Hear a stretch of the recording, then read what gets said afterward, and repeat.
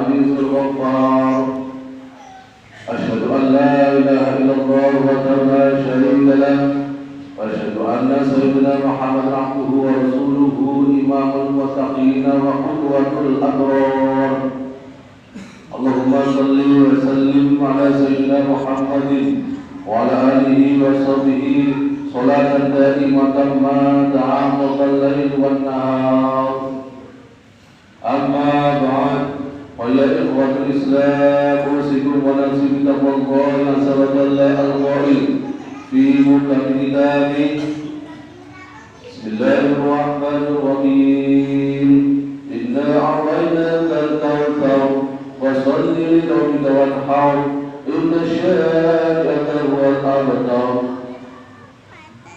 Masyarakat muslimin rahimakumullah.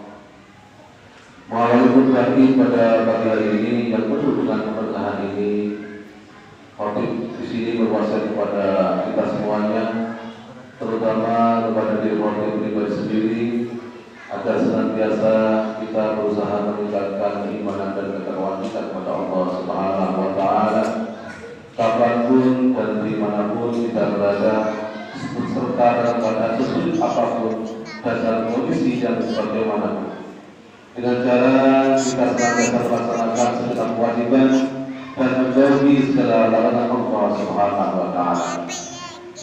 Masyaallah muslimin rahimakumullah. Hari raya sejatinya adalah hari yang dirayakan setelah seorang hamba melakukan berbagai ketaatan dan penghambaan kepada Allah Subhanahu wa Ta'ala. Idul Fitri sejatinya adalah bagi mereka yang telah bersungguh-sungguh melaksanakan ibadah puasa dan berbagai ibadah di bulan Ramadan.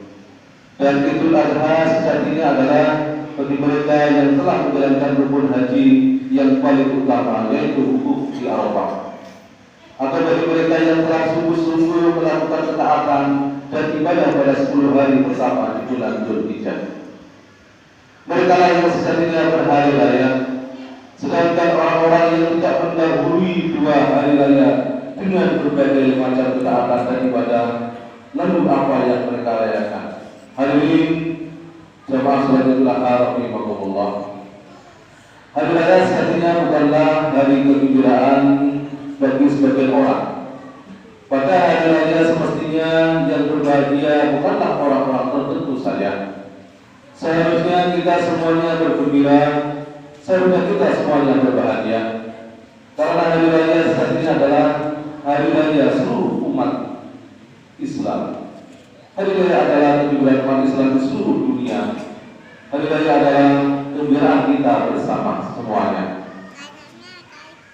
Zakat fitrah yang mengiringi Idul Fitri dan kurban yang mengiringi Idul Adha adalah sebagai bukti bahwa Islam menggariskan agar hari raya itu bisa melanjutkan kegembiraan secara bersama-sama. Orang yang mampu berzakat fitrah, maka ia berikan zakatnya kepada orang-orang yang fakir dan miskin.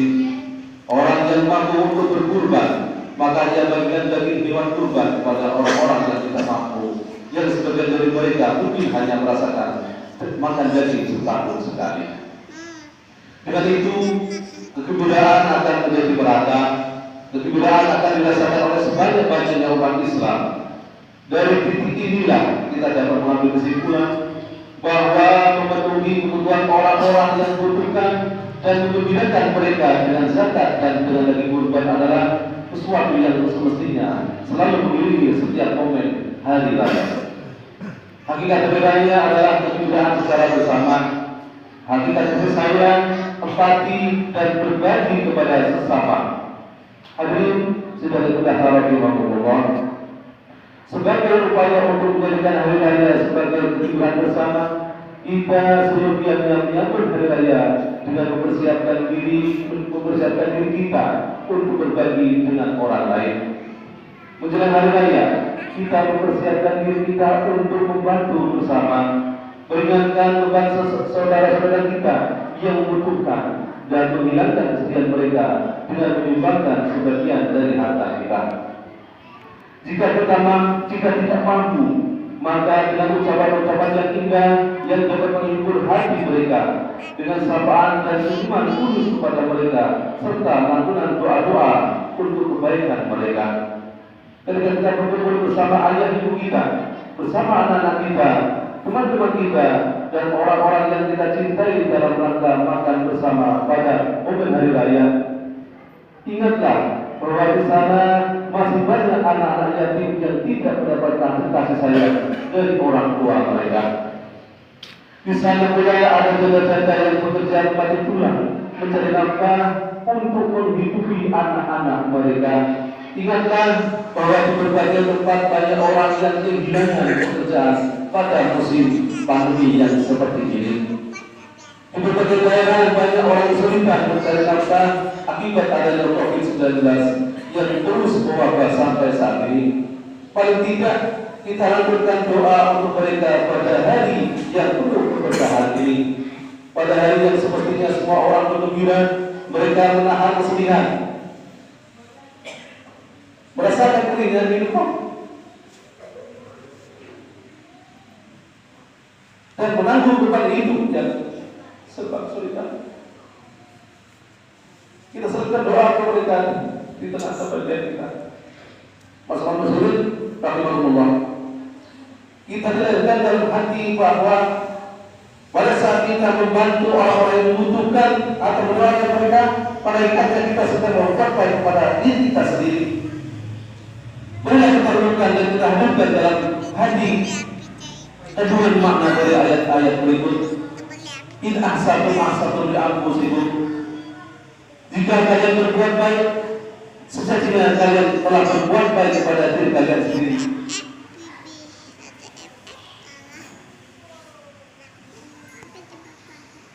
Wa ma tunfiqu min khairin fala anfusikum wa ma tunfiqu illa ibtigha'a wajhillahi wa ma tunfiqu min khairin yuwaffi ilaykum wa antum la tuzlamun. Yang artinya dengan apapun harta yang kalian infakkan di dalam Allah, maka pahalanya itu untuk diri kalian sendiri.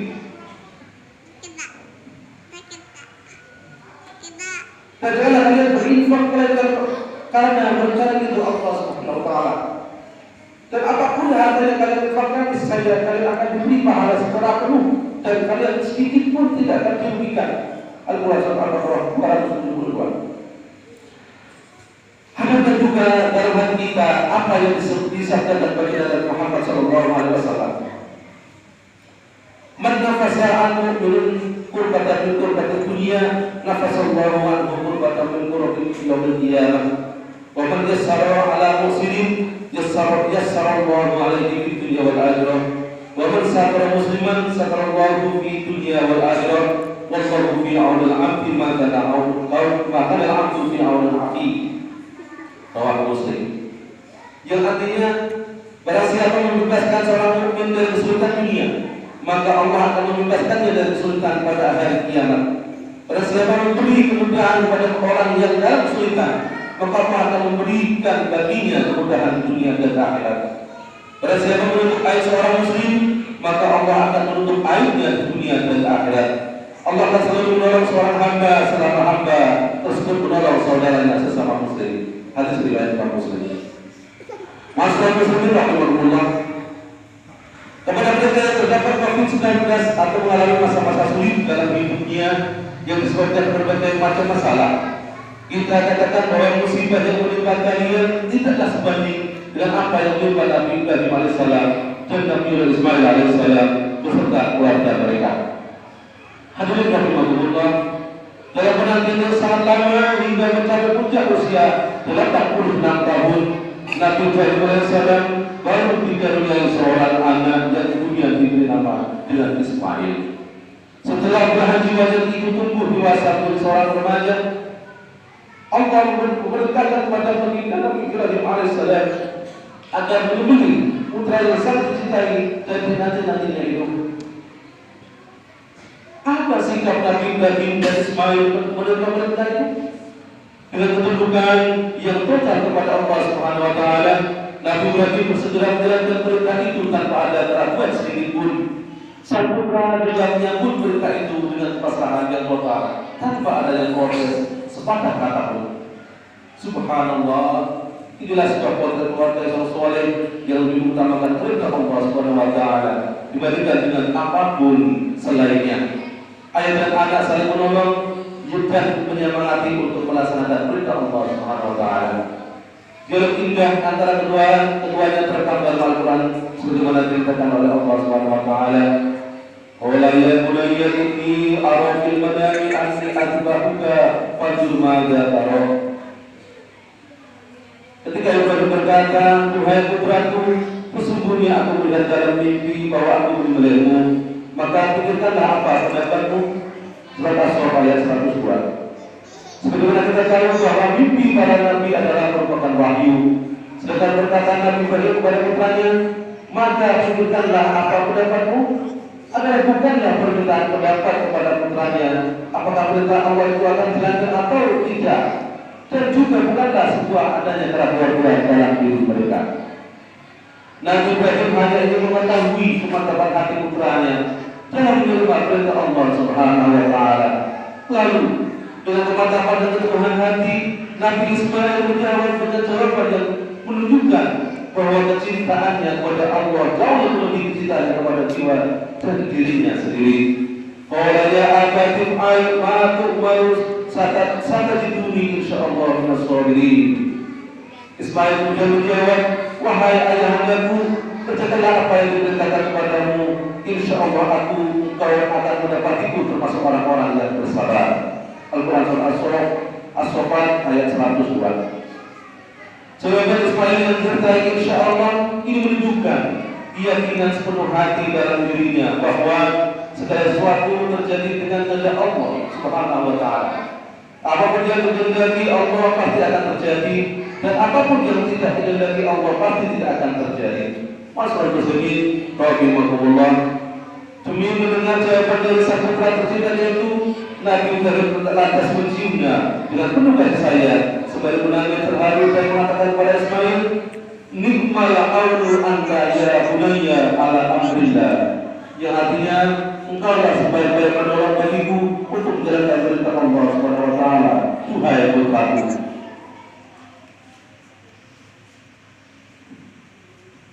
Nabi Ibrahim kemudian mulai menggerakkan pisau di atas leher Ismail. Akan tetapi pisau itu sedikit pun tidak dapat melukai leher Ismail. Hal ini dikarenakan pencipta segala sesuatu yaitu Allah Subhanahu wa taala. Pisau hanyalah sebab terpotongnya sesuatu. Sedangkan pencipta terpotongnya sesuatu itu dan pencipta segala sesuatu tiada lain adalah Allah Subhanahu wa taala. Semua tidak dapat menciptakan akibat baik sebab maupun akibat keduanya adalah ciptaan dari Allah Subhanahu wa taala. Hadirin rahimakumullah, berkat takwa, sabar dan tawakal serta ketundukan total yang ditunjukkan oleh Nabi Ibrahim alaihissalam dan Nabi Ismail alaihissalam, Allah kemudian memberikan jalan keluar dan mengganti Ismail dengan seekor domba jantan yang besar dan berwarna putih yang dibawa malaikat Jibril dari surganya. Allah Subhanahu wa taala kemudian berfirman, "Inna hadza lahu bala'un mubin wa fadainahu bidzabhin 'adzim." Yang artinya sesungguhnya ini benar-benar sesuatu ujian yang nyata dan kami tebus Ismail dengan seekor sembelihan yang agung. Al-Quran Surah As-Saffat ayat 106 sampai 110. Masyaallah muslimin rahimakumullah. Mari kita renungkan secara bersama-sama hadirin kalian di tengah pandemi Covid-19 dan berbagai macam problema hidup ini. Marilah kita meneladani apa yang dipelajari yang dipelajarkan oleh Nabi Ibrahim alaihissalam dan juga Ismail ketika diuji oleh Allah Subhanahu wa taala dengan ujian yang sangat berat tersebut. Berkat adanya ketakwaan, adanya sikap sabar, adanya tawakal, adanya kekuatan hati dalam menjalankan perintah Allah dan ketundukan yang total kepadanya, Nabi Ibrahim dan Ismail pada akhirnya mendapatkan jalan keluar dan pertolongan dari Allah Subhanahu wa taala. Kita harus yakin bahwa di setiap kesulitan pasti ada kemudahan jika kita selalu bersabar. Kita harus yakin bahwa di setiap musibah pasti ada hikmahnya jika kita bertawakal. Kita harus yakin bahwa di setiap masalah pasti ada ditemukan jalan keluar jika kita bertakwa. Dan kita harus yakin bahwa di setiap kesusahan pasti ada kebahagiaan jika kita tunduk total kepada Allah Subhanahu wa taala. Al-Zumin sedang sholat Idul Adha rahimahullah. Akhirnya marilah kita semuanya berdoa semoga Allah Subhanahu wa taala meninggalkan negara kita secara khusus dan seluruh umat negeri umat Islam secara umum dari segala adanya bala, adanya musibah, adanya wabah, adanya melambungnya tinggi harga, adanya kemungkaran, keburukan, kekejian dan berbagai macam kesulitan serta adanya kesusahan. Amin, amin ya rabbal alamin. Aku qouli